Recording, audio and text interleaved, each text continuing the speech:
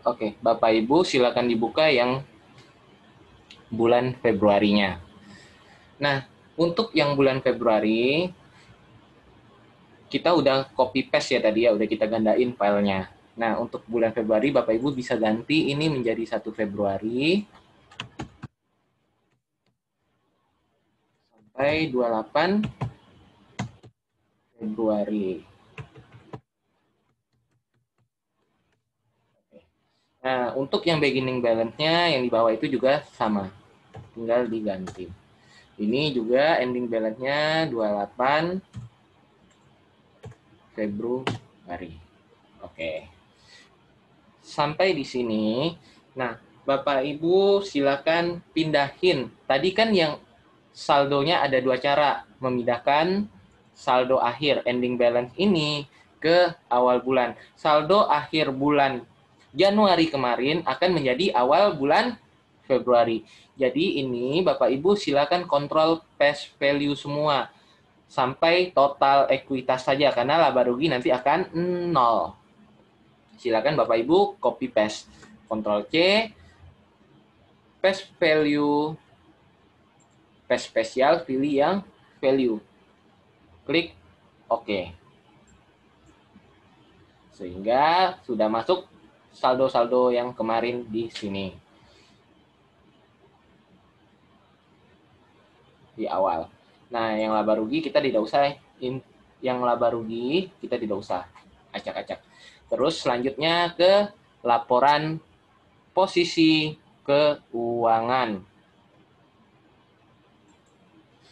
Caranya sama.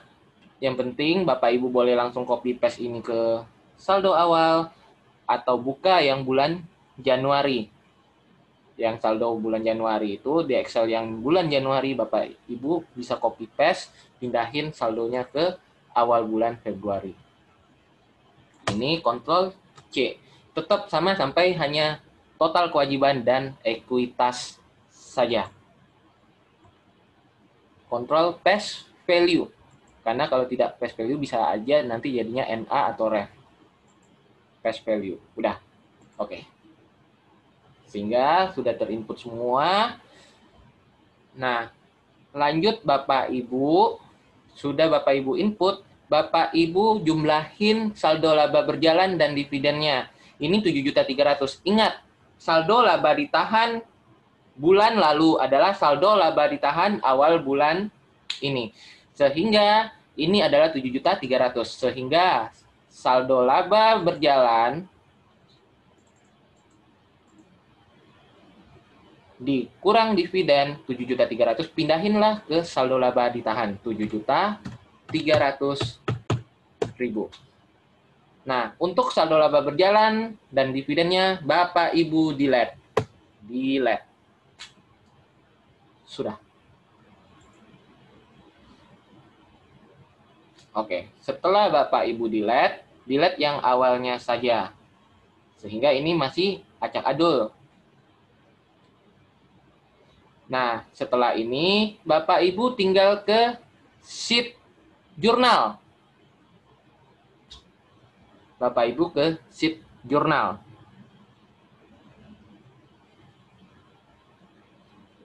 Bapak Ibu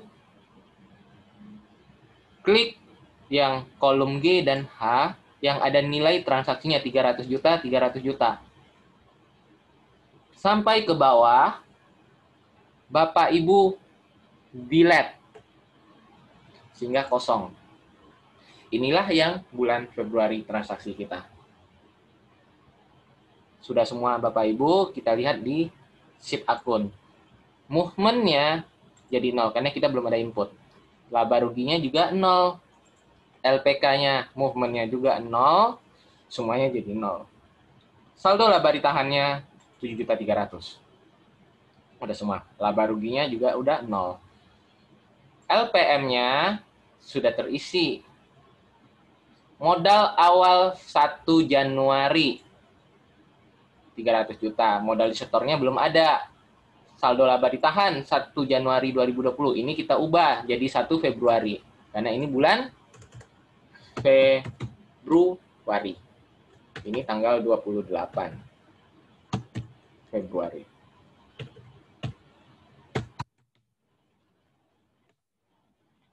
Ini juga sama, 1 Februari.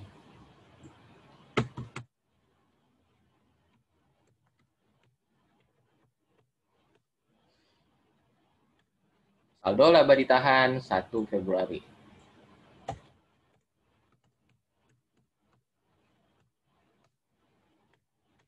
Saldo laba ditahan 28 Februari.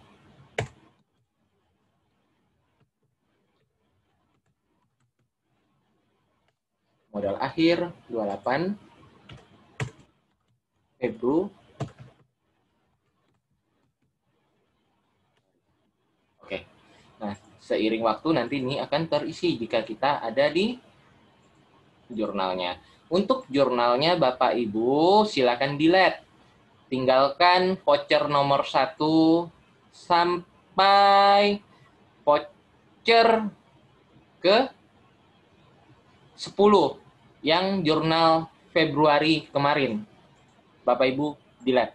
Sehingga sampai ke jurnal Februari cash yang piutang PT beli bebek yang 14.800.000. Kita anggap bulan Februari ini transaksinya hanya sedikit. Terus yang beli bangunan juga Bapak Ibu delete. Tinggalin beban penyusutan. Yang terakhir di delete semua, tinggalin voucher nomor 14 dividen. Nah, tinggal 4 transaksi ini yang bulan Februari. Voucher 1. Ini 1 Februari misalnya. Terus ini jurnal Februarinya dianggap sama aja dengan 1 Februari. Bebas. Nah, ini 28 Februari.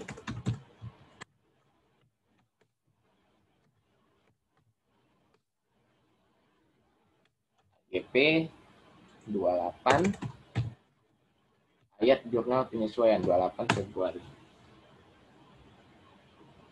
Terus ini voucher 2.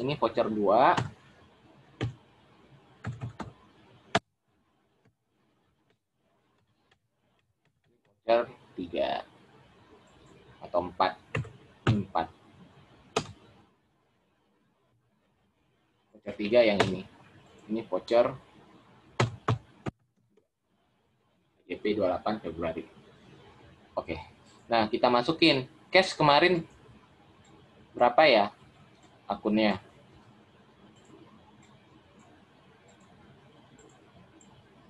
Akun cash itu berapa? Akun cash 1001. Akun piutang PT Beli Bebek, kita lihat di akun piutang PT Beli Bebek 14.800.000. 11.02 masih ada 14.800.000 ya. Dia mau lunasin tanggal 1 Februari. 11.02. Oke. 11.02 11 WP-nya. Oke. Nah, kita lanjut. Anggap cash modal disetor 500 juta. Berarti Bapak Ibu input 500. Di sini juga 500. Nah. Terus ini 14.800.000 dia terima cash karena pelunasan piutang 14.800.000. Ini juga 14.800.000.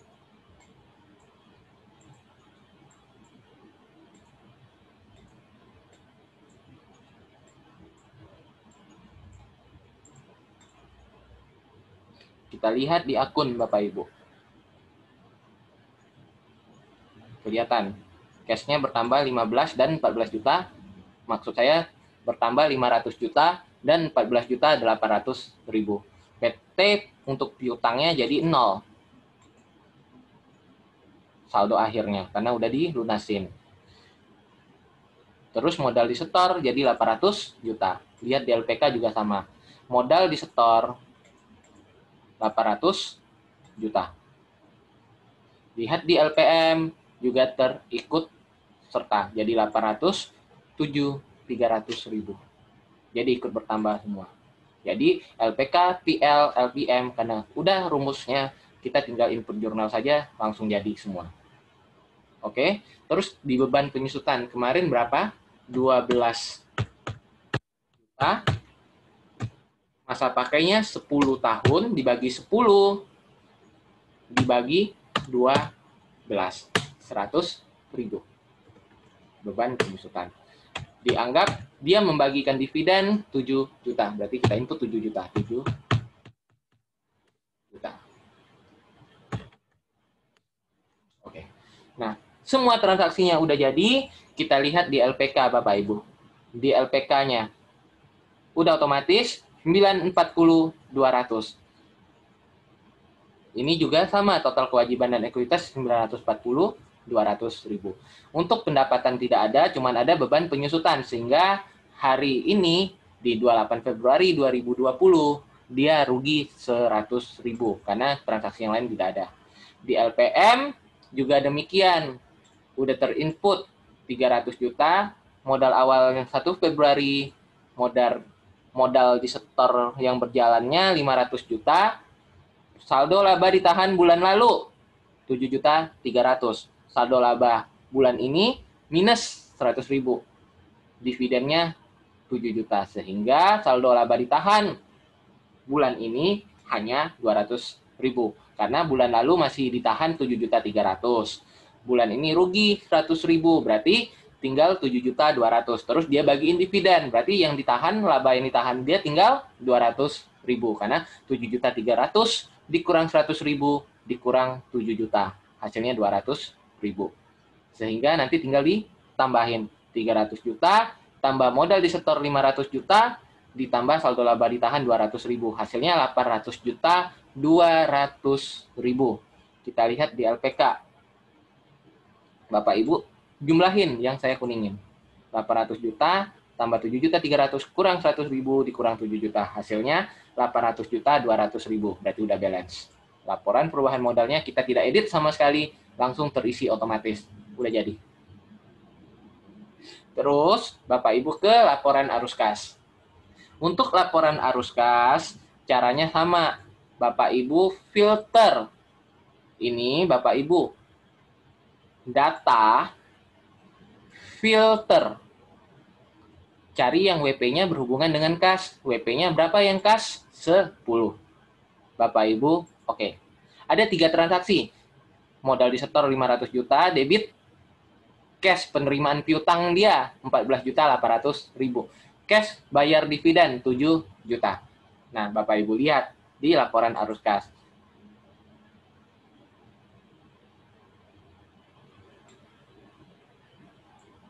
Yang bulan Februari. Ini Bapak Ibu ubah. Jadi 1 Februari 2020 sampai 28 Februari 2020. Ini Bapak Ibu delete semua hasilnya. Di delete, dan juga di delete. Oke, nah setelah itu ini juga Bapak Ibu delete. Yang lama kita masukin yang baru tadi, soal di jurnal. Ada 3 transaksi. Ini dia semua. Bapak Ibu ke laporan arus kas.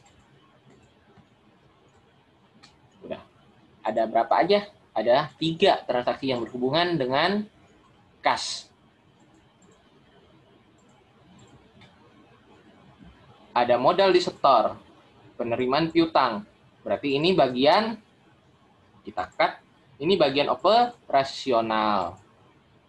Yang saya birukan. Terus yang modal disetor dan cash bayar dividen adalah pendanaan. Sehingga 14.800.000 ini di debit. Karena kolom F debit, kolom G kredit. Jadi kita masukin penerimaan piutang. Ini bukan penjualan ya. Penerimaan piutang. Berarti kita insert penerimaan piutang. Itu sebesar 14.800.000. bukan minus karena kas masuk. Sehingga ini otomatis jadi 14.800.000 karena dia di sum aja semua. Terus terakhir ke modal disetor 500 juta. Berarti kenaikan modal disetor 500 juta. Terus apa lagi? Membayar dividen 7 juta. Membayar dividen 7 juta. Berarti minus 7 juta. Sehingga untuk arus kas operasional 14.800.000, untuk arus kas pendanaan 493 juta. Kas awal periode 1 Januari adalah sama dengan di LPK awal 356.600.000. Terus total kas diterima adalah penjumlahan dari 493 ditambah 14.800.000. Hasilnya 356.507.800.000. Kas akhir periode adalah kas awal ditambah total perputaran kas 864.400.000. Ini kas awal 1 Februari. Sehingga dapat kas akhir periodenya 864.400.000. Nah, Bapak Ibu lihat di LPK 864.400.000. Balance, berarti laporan arus kas kita udah sama. Hanya cuman Bapak Ibu tinggal kelompokinnya, apakah benar dia dividen, apakah benar dia modal disetor, apakah benar dia penerimaan piutang atau tidak. Cuma itu doang. Salah masuk tapi tetap benar, nggak masalah. Yang penting cuman beda pengelompokannya saja. Oke, ini untuk yang bulan Februari. Karena ini transaksinya dikit ya. Transaksinya dikit, saya cuma mau lihat bagaimana kita mengubah saldo awal yang saldo akhir bulan lalu menjadi saldo awal bulan ini. Terus yang di LPK juga sama. Yang kita ubah hanya bagian laporan posisi keuangan. Untuk laba rugi kita tidak acak-acak. Perubahan modal otomatis terisi karena udah pakai rumus semua. Laporan arus kas, Bapak Ibu tinggal kelompokin aja mana yang operasional, mana yang investasi, dan mana yang pendanaan. Bebas. Udah semua. Nah, oke. Sampai di sini materinya udah selesai. Semoga dapat dipahami. Sukses untuk Bapak Ibu semua. Terima kasih.